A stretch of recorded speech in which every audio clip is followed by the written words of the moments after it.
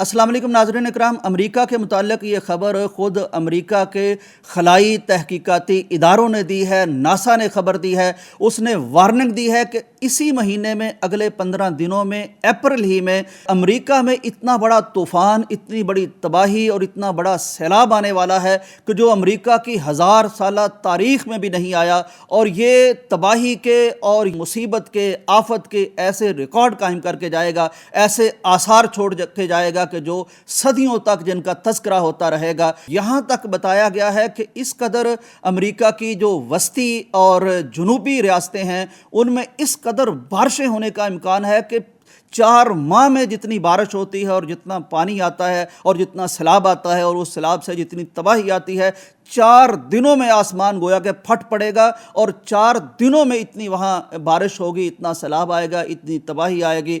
नाज़रीन इकराम, ये ख़बर सुन के या सुना के मैं खुश नहीं हूँ। इंसानों पर कहीं भी कोई करब, कोई मुसीबत टूटे तो हमें दुख होता है, लेकिन बताना मैं ये चाहता हूँ कि एक तरफ अगर हम किसी ख़ास खित्ते पर जुल्म बर्दाश्त करते हैं, बल्कि जुल्म के पुश्तीबान बन जाते हैं और उसको बैक करते हैं, उस पर आंखें बंद कर लेते हैं, उन्हें असला फराहम करते हैं, उन्हें तहफ़्फ़ुज़ फराहम करते हैं और पूरी दुनिया के उसूल और अखलाक हम पसे पुश्त डाल देते हैं। और फिर हम अपनी इकनॉमिक तरक्की के लिए, अपनी मैशत की बेहतरी के लिए बड़े बड़े टैरिफ लेके आते हैं।